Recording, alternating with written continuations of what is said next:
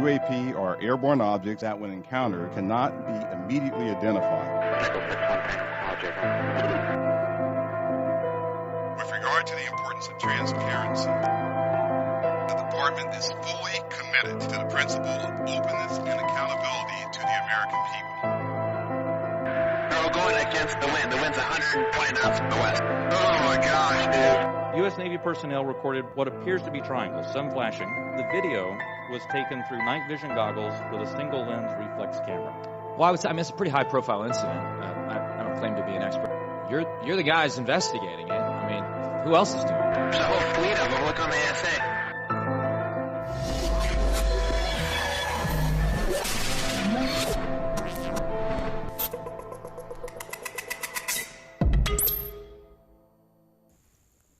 Good evening, ladies and gentlemen, and welcome to the show. This is April 20th, 2024.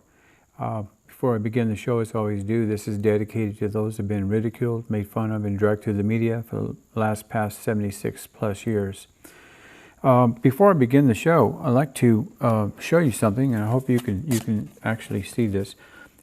This is what I'm going to be getting into in future videos, and it falls into line of what I've been saying in the past about plasma and what these craft, I believe, are giving off as they transverse into our atmosphere.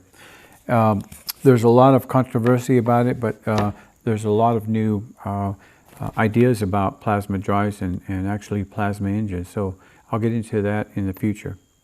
I'd like to talk about a gentleman, so we can go into the first photo because I'd like to show you what he looked like. This is Captain Thomas F. Mantell, Jr. During a mission in World War II, he flew P-51 Mustangs and C-47s. But on this particular one that I want to talk about, a mission, he was flying a C-47 and he was towing a CG-4A glider with a number of troops. His C-47 was hit countless times before he reached the target area to release the glider. He kept his nerves and went on with the drop zone area, and he could have disengaged it at any given time to get out of there because his ship was shot up so badly. But he persevered and he got through the mission, and the glider landed. Those men would have most likely have perished if it wasn't for his bravery. This is a photo of his C-47 when he landed. Next photo. To give you an idea of what he went through. Look at this is his actual C-47 transport. And if anybody who's been in combat knows when a bullet goes by you, that's scary enough. Look what the damage done to this. Now, this plane was not able to fly ever again. And it was so badly tore up, they couldn't even use it for spare parts. The wheels were damaged, so they couldn't use those as struts. Everything else was damaged so bad. And maybe they used the instrument in those times that maybe they could have used something like that. But as far as the plane itself, it was nearly a total loss. He was awarded the Silver Star, and in my opinion, he should have been given the Congressional Medal of Honor. When you go beyond what you should in combat, especially when you're transporting human beings, and you make sure that they get to their point alive. That's so to me that is uncountable as far as what may have happened to those individuals. But he was also a World War II ace. Next photo. And this is him when he received his medal. Again, it should have been the Congressional Medal of Honor, but that's my take on it. Now, real interesting. Next photo. I want to show you something. On January 7, 1948, 25-year-old Captain Mantell, a Kentucky Air National Guard pilot, died when he crashed his P-51 Mustang fighter plane near Franklin, Kentucky, USA. After being sent in pursuit of an unidentified flying object, that's what we call UFO today, not the other acronyms that they use in the government. Mantell pursued the object in a steep climb and disregarded suggestions to level his altitude. At high altitude, he blacked out from lack of oxygen. His plane went into a downward spiral and crashed. The incident was among the most publicized of early UFO reports. Later investigations by the United States Air Force Project Blue Book indicated that Mantell died chasing a skyhook, that's what you're seeing here, a skyhook balloon, which in 1948 was a top secret project that he would not have known about. Okay, now there's some issues there about that, and I'll go into that as we look at Captain Mantell's history. Next photo, another photo of the skyhook balloon. If you look at the balloon itself, this was a meteorological balloon. It wasn't like the balloon that they used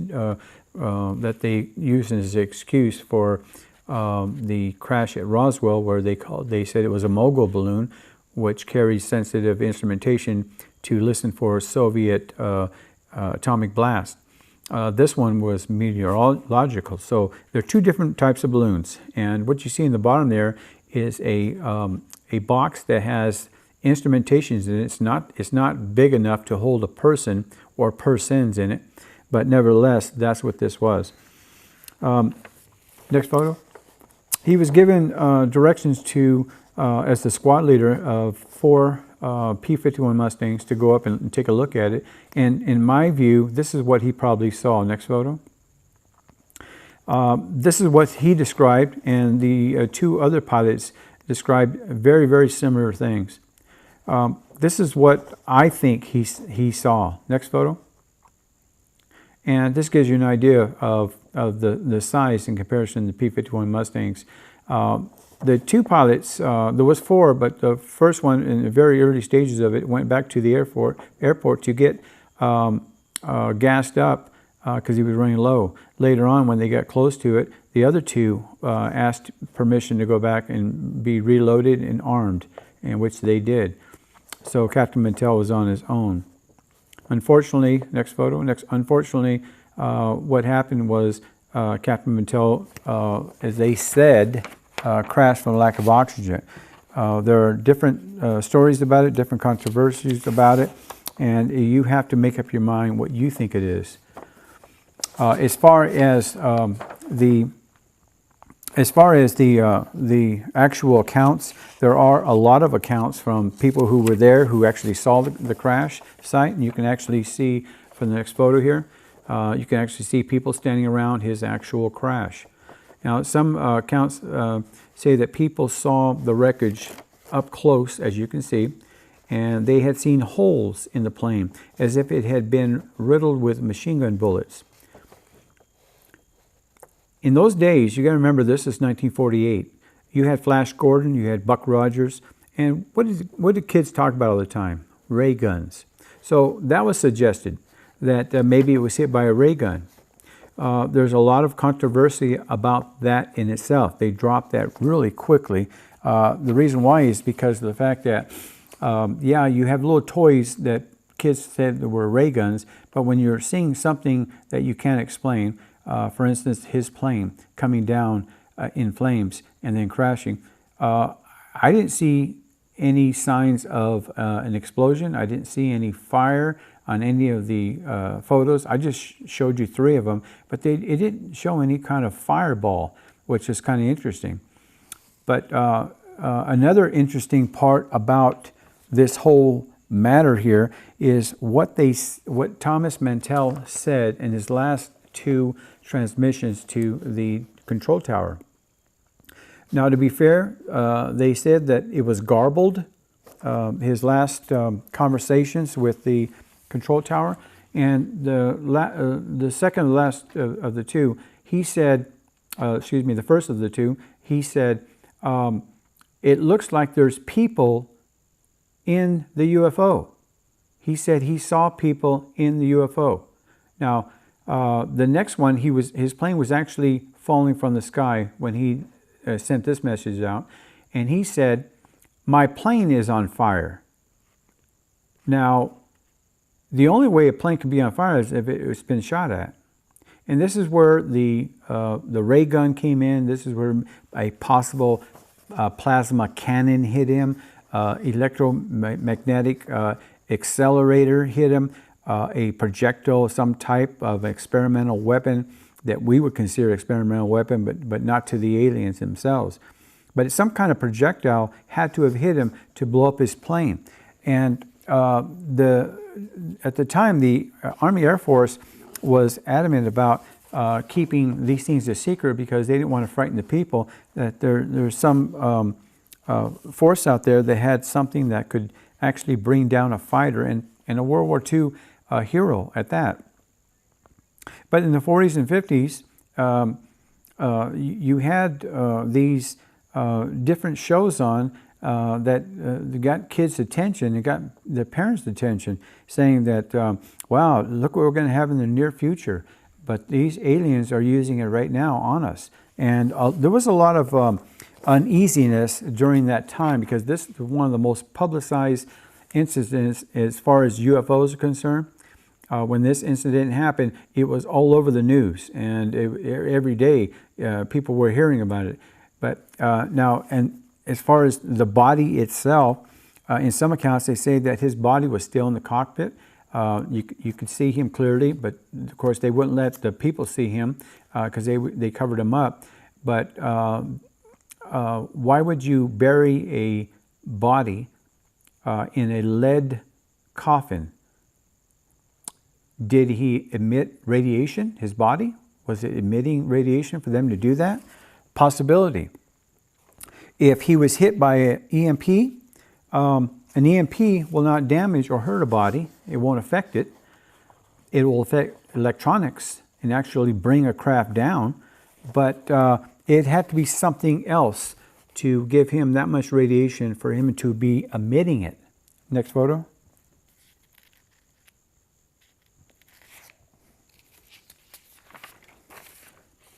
And the next photo. So the United States Air Force website curiously does not state the UFOs don't exist. It merely states that they have never been a national security risk. Next photo. This is the plaque that you can see if you ever go to Kentucky where he actually crashed. Very sad, but a very heroic man in my opinion. We'll be back after this message.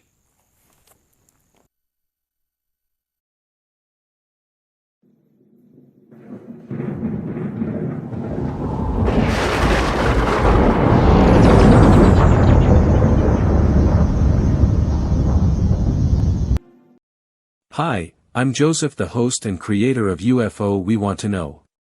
Tune in every Saturday evening on KPVM Pahrump Channel 25.1 from 7 p.m. You'll see never-before-viewed videos and photos taken by myself, all over the world.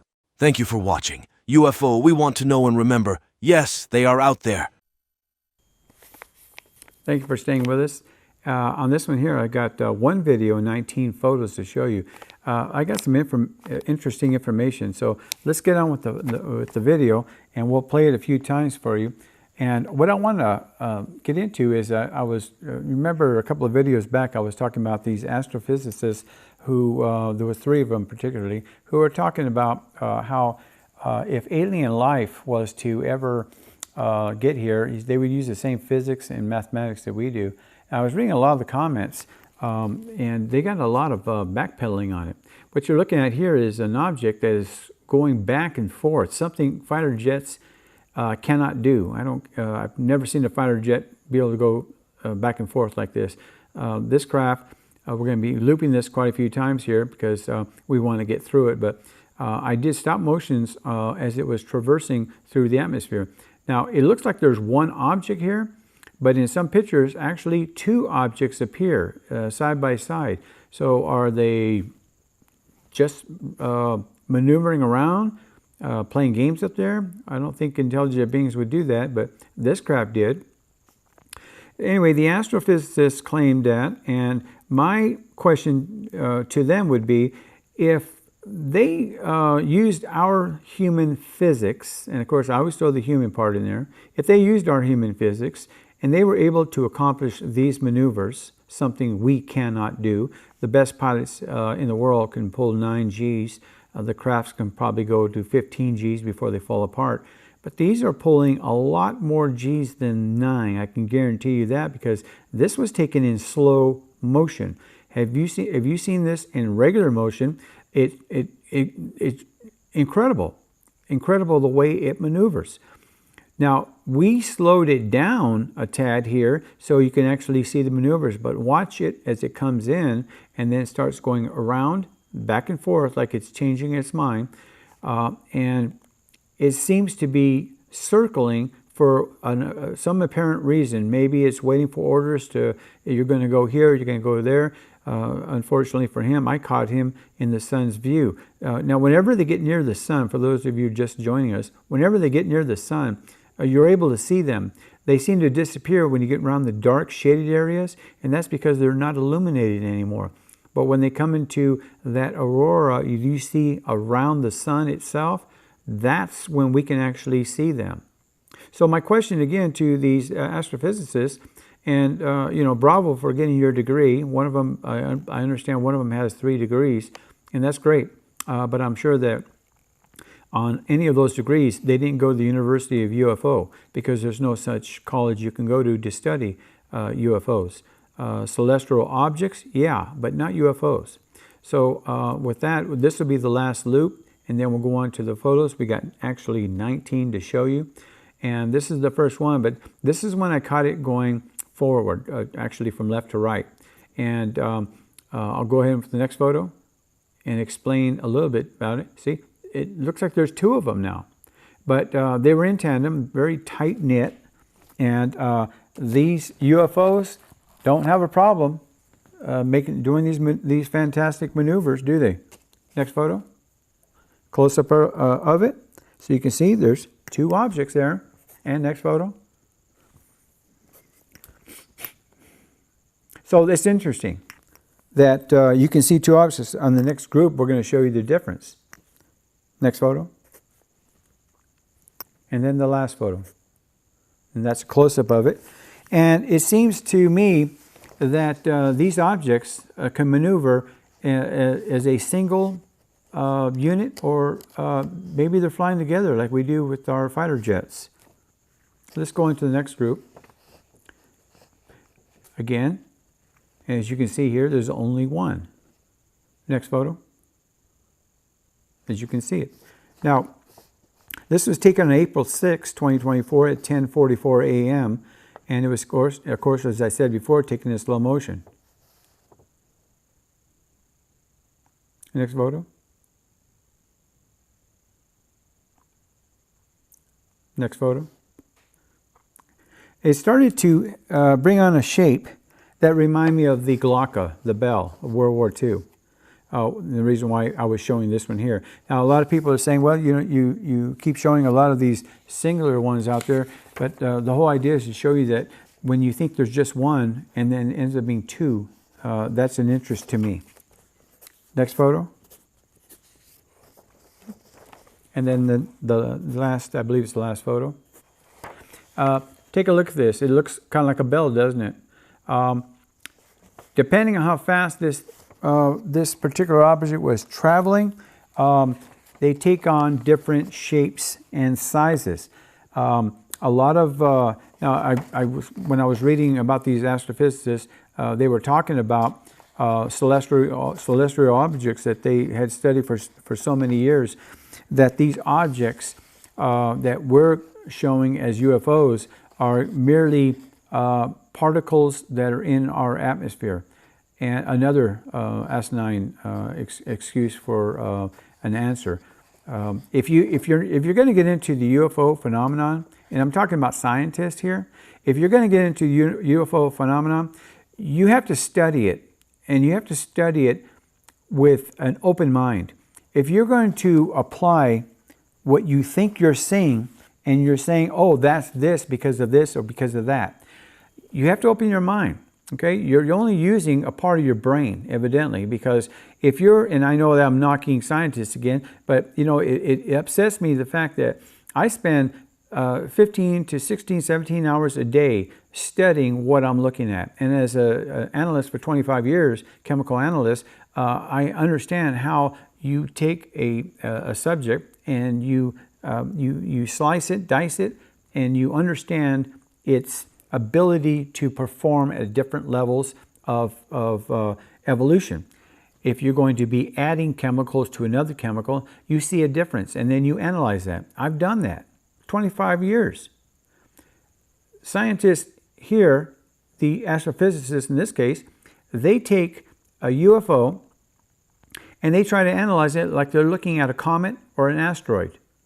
Two different things. An asteroid, a comet, will not maneuver in our atmosphere. They also leave a trail, a gas trail, whether it be hydrogen, argon, oxygen. It may be leaving something behind, maybe not oxygen, but it may be leaving something behind, even xenon. And for you to say that these objects that we're looking at are a mere glitch in our camera systems, or it may be a comet that is exploded in different pieces, and this is the remnants of it, that is surely ignorance on your part. Stop talking to the people like they're in kindergarten. Not everybody has their PhD, but not everybody is stupid. When I study this phenomenon, I study it for a reason. It is a hobby for me. I pay for my own show. I never ask for money. I always tell the people the only way that I entertain money is if I sell tumblers on my show. They're able to buy those. But I don't go out and I don't stress the point. I do ask people to hit the like button and subscribe to me. And I'd appreciate if my director Mikey would do that once in a while, put it on the screen. I've asked him for years, but I haven't got anything out of him yet. But anyway, I progressed on this. So let's go to the next photo.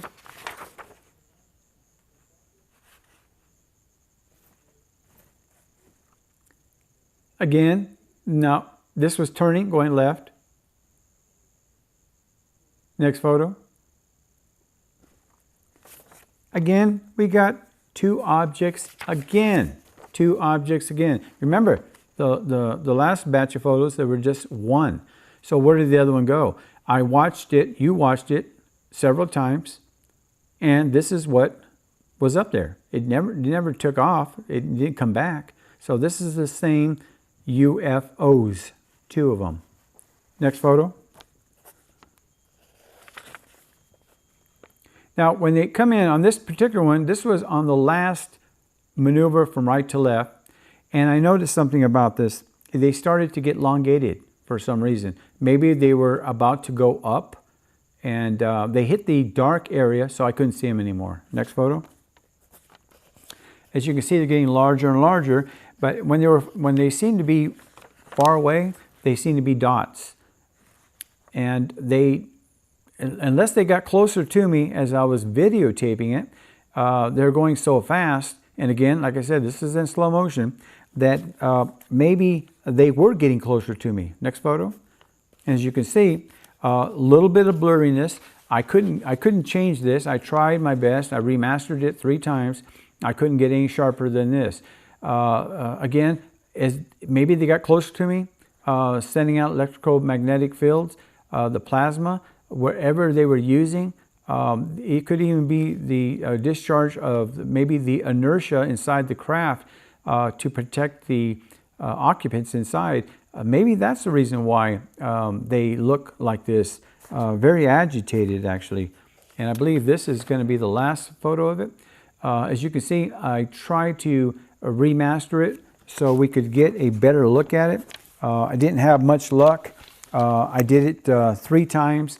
When you remaster something, I'll have one more photo after this, excuse me. When you remaster it too much, what happens is you get a distortion. Is this the last photo, Mikey, or is this coming up? Okay, this is it right here. So as you can see, that's the best I could do. There's some focal points here. If you look at there, you see some lines going around the shiny parts on both craft, and maybe that is the electrical field that is generating this kind of visual response from the cameras that we use. And remember, I'm using an Ultra 23 camera. It's a phone, and the camera's got 200 megapixels, and this is the best you can actually get out of it. And I do these a lot of these on a tripod. The reason why is because I am facing the sun, and I don't want my optics to get all affected. So what I do is I have it aiming towards the sun, and then when I'm not videotaping, I cover it with a white sheet, and that way it's not bearing down on my optics. And I've said this before, that if you're going to be taking photos of the sun like I do, make sure you only do it for 10 seconds and then cover your optics back up. The reason why is because it can damage them. I've said this over and over again, and some people have sent me photos of them taking pictures in the sun, and I just hope that they understand they can damage their phone. I hope you enjoyed that, and I think we'll get back to the next one after this message.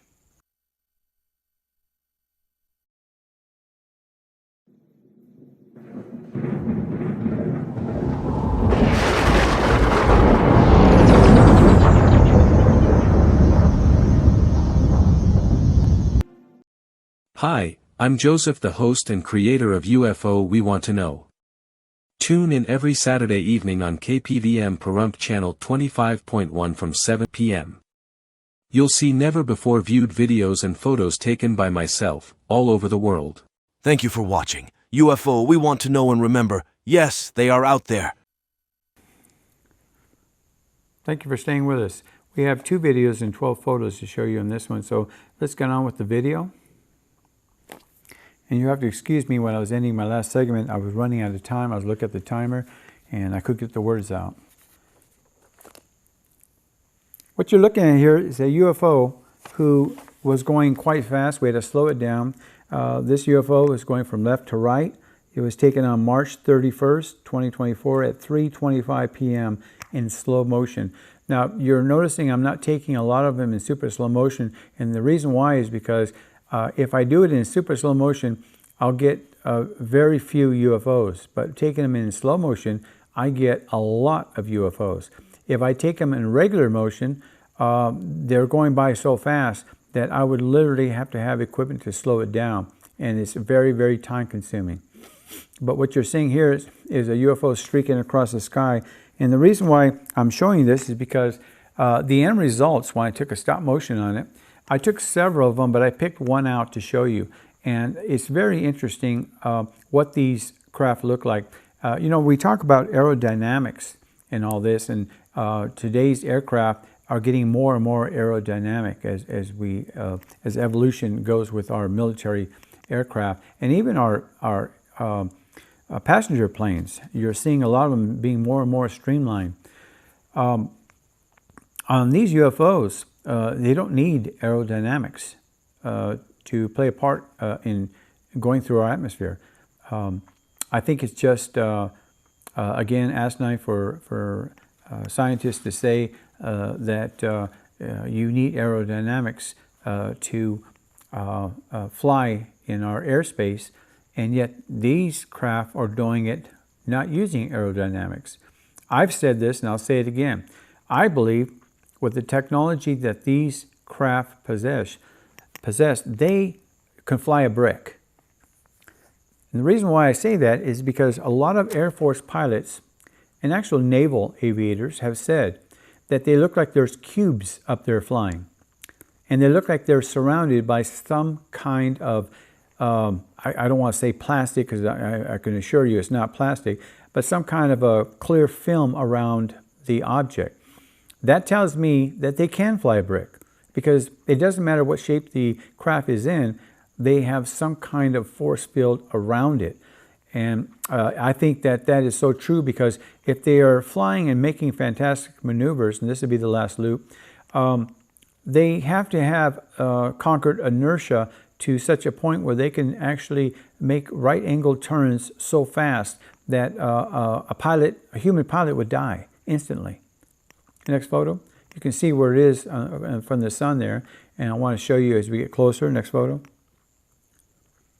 I wanted to show you what this UFO looked like. This is the best stop motion that I could get to show you this UFO. Next photo.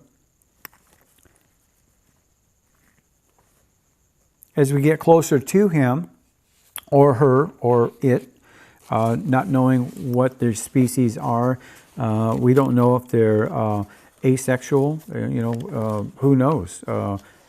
we don't know enough about this because the ones who have been found in these crash retrievals, I'm sure that the government knows a great deal about their anatomy. We don't, because they won't let us in on it, will they? Next photo. As we get closer to it, you can actually see that there is a nucleus in this UFO. As I was saying to you, that aerodynamics is not an importance here. But if you look at this craft here, it was streaking, and it looks like it's leaving kind of a bent tail there, doesn't it? It was going so fast, that would be in a possibility. Let's say this, as far as our physics are concerned, that should be a straight line. But it's not leaving a straight line, is it? This craft was going straight. It wasn't maneuvering to make that loop in the back of it. Next photo. Now, I took off the loop because I want to show you the craft itself. As I said before, it's got a nucleus in it. Our scientists, and I'll give them credit for this, say that the darker it is, the more density. Okay? The lighter it is, it's considered cold air. How they came to that conclusion? Most likely the crash retrievals that they tested gave off this indication to them, maybe in one of our secret Air Force bases or whatever base that they had these on, got that information from flying these captured craft. That's the only explanation I can come out of it. If they have a better one, or you have a better one, please let me know at UFOWeWantToknow@gmail.com. I'm always open to suggestions, and I'll play them on the air here. And as I said before, if you like what you're seeing, give me a thumbs up, and please subscribe to me. That really helps me out. You can go on YouTube at the Prompt Alien Guy, as you can see on the screen here, and that really helps me out because I do answer everybody's question. I will answer you. And the last photo.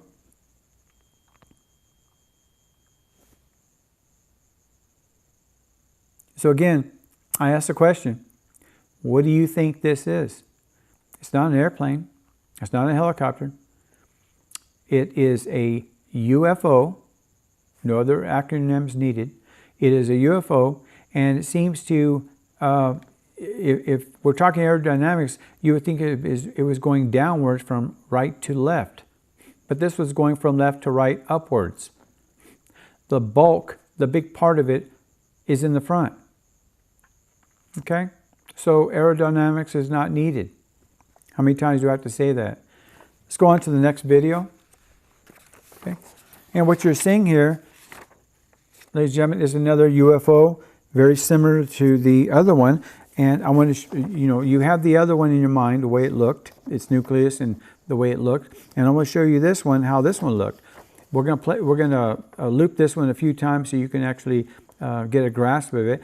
And now we had to slow this down again. This was taken in slow motion. This was taken on March 31st, also at 2024, and it was taken at 3:06 p.m. facing southwest. Again, this was taken in slow motion. We had to slow it down. When they go through our the atmosphere, they're not setting off any sonic booms. You can't hear anything. Although I will say this, that a few, I would say maybe a month back, a month and a half, over Pahrump, Nevada, we were hearing a lot of sonic booms.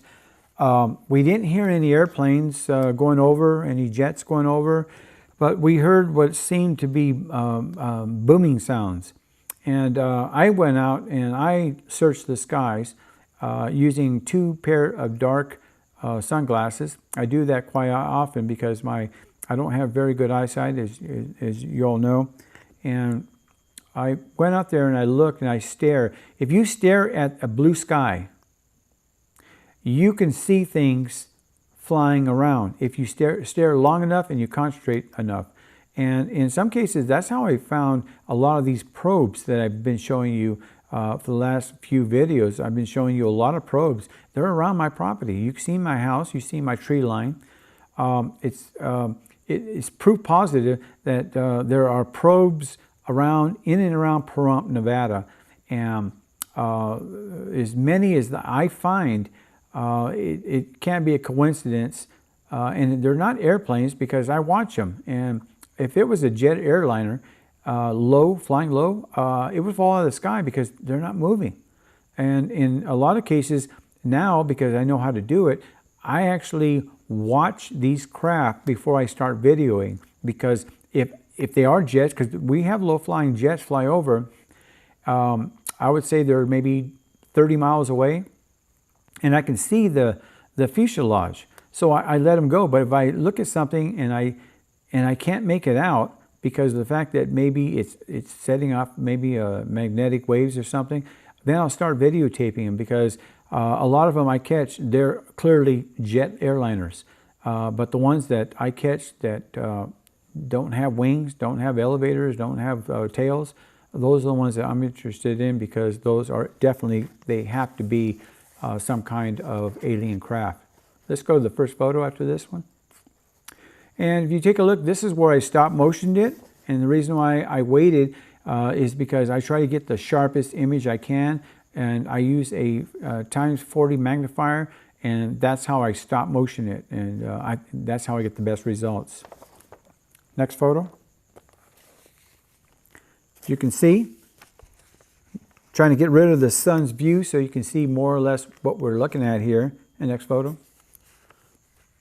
Now, the little white area behind the UFO, that's just remnants of this UFO because it was going quite fast. I don't try to erase things from the photos, because that's clearly photoshopping something, and I don't want to be known as somebody who photoshops. I try to give you what the picture leaves me, even though I remaster it. All I'm doing is I'm not getting rid of any particles around it. I'm just giving you a better image, and that's the capability of this particular phone, the Ultra 23. And I believe this is going to be the second last photo or last photo, but I lost count here. But take a look at this UFO. A lot different from the other object that you saw. And we'll look at the last photo here. Take a look at that. Now, it's got some greens and browns, yellows in it. Quite interesting. I didn't use my laptop on it. This is nothing but my phone. It's got 200 megapixels, but it gives you an idea. If you take a look at it, there's no smooth edges on this particular craft. It's got like a lot of bumpy areas around it. Again, no aerodynamics is needed. This craft, we had to slow it down, and it was going really fast. Had I played it for you, it would have been probably 1 second, if that, going across the screen, the whole screen of the television. That's how fast it was going. But by taking it in slow motion and then slowing it down when I get to the studio, it gives you an idea of what the craft was all about. Why they don't play a lot of these on television, I'm not saying play mine, but I know I'm not the only one capturing these images. But why they haven't addressed this yet, if they saw these at the congressional hearings or even the whistleblowing hearings, if they saw things like this, I think that the representatives, our congresspeople who were there, I think they would be in awe. The fact that I catch these every single day and nobody's talking about it.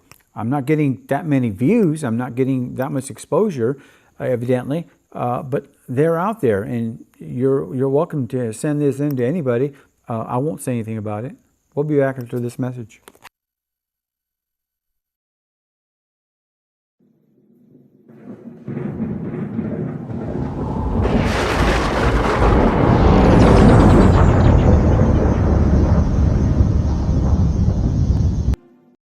Hi, I'm Joseph, the host and creator of UFO We Want to Know.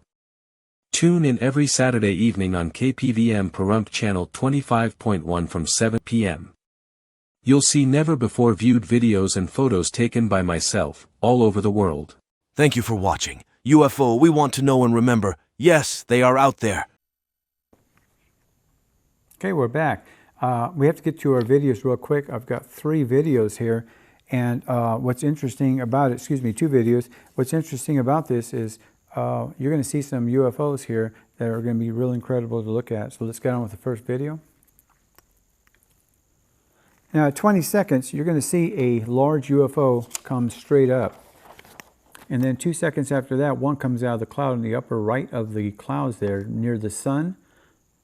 And I thought that was so interesting. And these are the two objects that we're going to be concentrating on most. There's the first one, that was at 20 seconds, and then the other one shot out of the sun. But there are a lot of UFOs in this video here, but for making it airable, I had to cut a lot of parts out of it. You'll see this, but I didn't go to 20 seconds. We cut some time off of it. There was so many UFOs going through it. But I thought seeing the large one fly up and then the one coming out of the clouds was interesting. But if you've got a large television and high definition, you can actually see so many UFOs flying in this video. There's that one, and then the other one coming flying out to the right. We'll loop it one more time, and then we'll go on to the actual photos. This was taken on March 31st, again, 2024, at 3:04 p.m. And again, I took it in slow motion.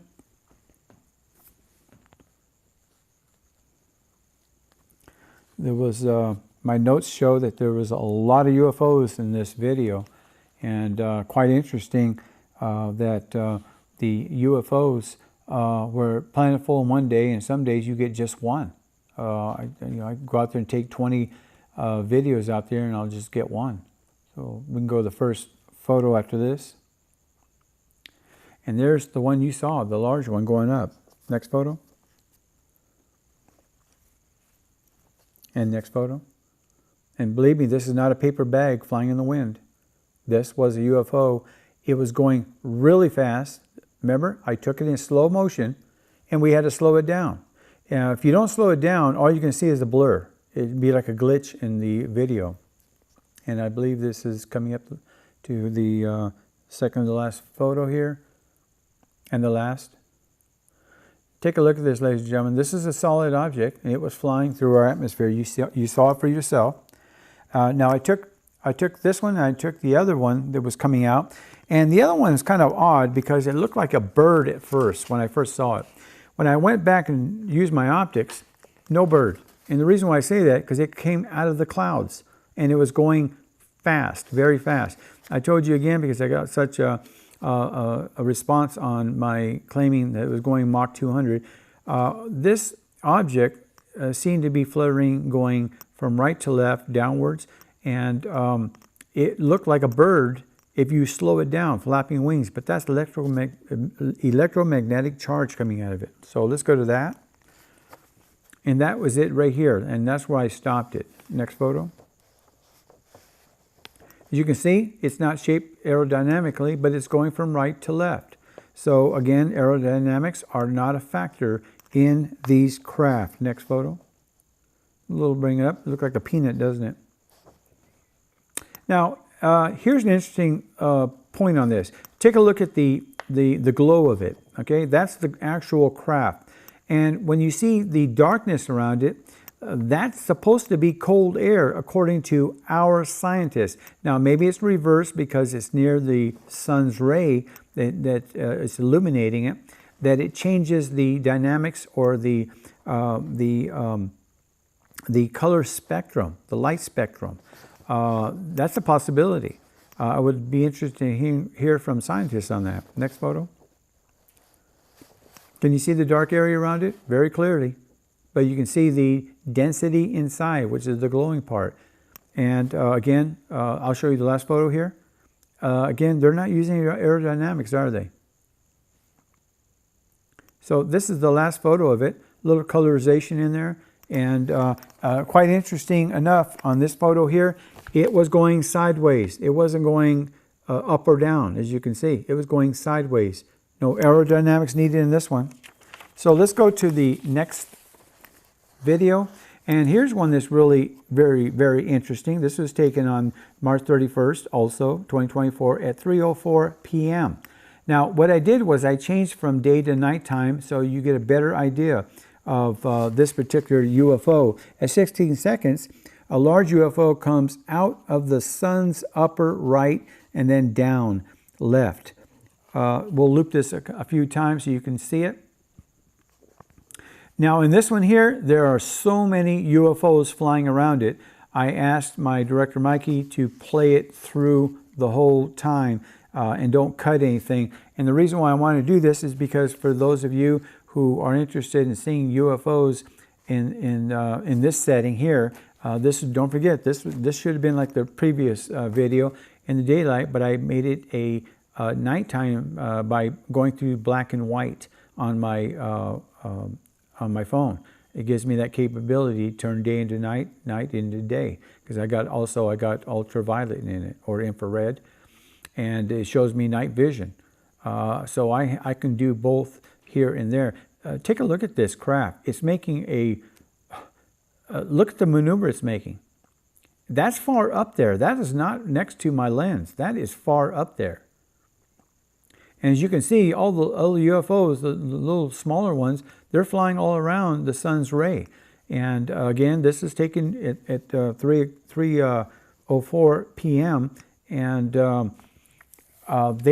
they were flying all around the area. There was a low cloud cover coming in. This is just before rain, and I can tell you that this UFO coming out of the cloud made a tremendous maneuver. This is to be the last loop. Take a look at it as it comes out, and then it starts to make these incredible maneuvers. I'm sure scientists would be very interested in interested in seeing this video and actually figuring out how it made these kinds of turns. You can see it come out of the cloud there and going up, down, all around, swerve, and then went into the other clouds down below. And as that happened, another craft came out from the cloud besides that one, a very small one, but you can see them all around this object. So let's go to the first photo when we get a chance. There's the object. You saw it yourself. Next object, next photo. Coming down, this is when it was swinging around to the right. Next photo. That's a close-up of it. Reverberation in the back. I think that'd just be the magnetic charge possibly from it. And then let's take another look at the next one, next group. On that side, this is the other UFO. And I'm sure that you caught that one coming out of the cloud the same way that the large one came out. Next photo. And that's what it looked like. Close-up of it. Next photo. Now we're starting to see a solid base here. There is a dark around it like the other object. Next photo. We're trying to zoom in as best we can when we show you these to give you an idea. This one looks like a bell sideways, doesn't it? This was a craft that was going from right to left. The large part was taking in the aerodynamic part, but yet it wasn't going from left to right. It was going from right to left. Next photo. Starts to look like a bullet, doesn't it? I call it a bell shape because of the Glocka of World War II. They claimed that it was some kind of time machine that landed in Kecksburg, Pennsylvania back in the 60s. That's a famous story. I may do something on that in conjunction with another UFO incident that happened and give you my take on it. And next photo. Now this one here is the last of the photos, and what it shows is it shows a craft that's not smooth like the previous ones I was showing you. There's maybe it's because of the darkness that I showed, but when I did it during the light, it had kind of a similarity to this. But it shows you that it may have a density near the back of it. That's not the front, the smaller part of it, because it was going from right to left. The reason why it does that, for whatever reason, maybe atmospheric issues. It could be all kinds of things. But if you look at this craft, there you can see a white outline all around it, almost all around it. But a good part of it, you can see some white crust on it. Could that be the shield itself? Who knows? But these craft are flying every day around Pahrump, Nevada. I know because I captured them myself.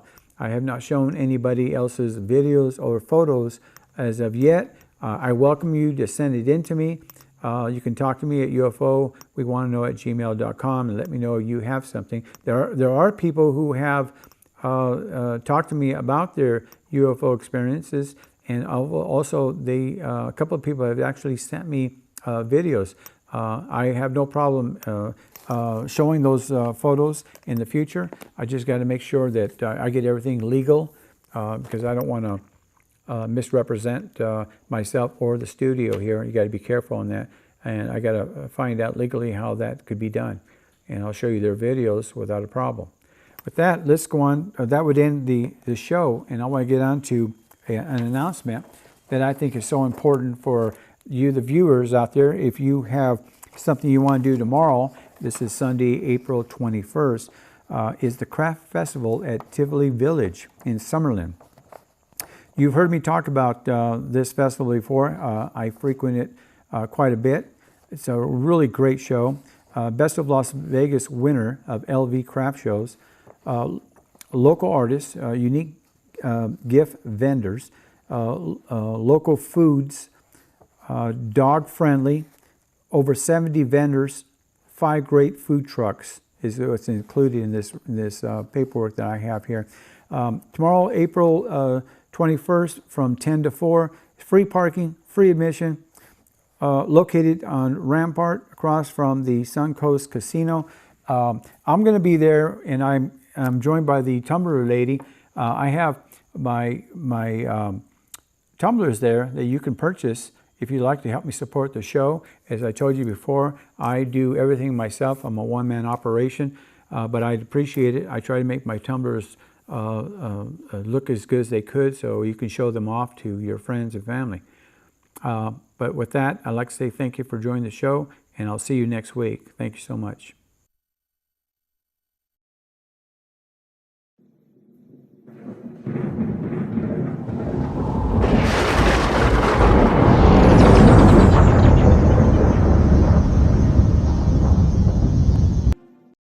Hi, I'm Joseph, the host and creator of UFO We Want to Know. Tune in every Saturday evening on KPVM Pahrump Channel 25.1 from 7 p.m. You'll see never-before-viewed videos and photos taken by myself, all over the world. Thank you for watching. UFO, we want to know and remember, yes, they are out there.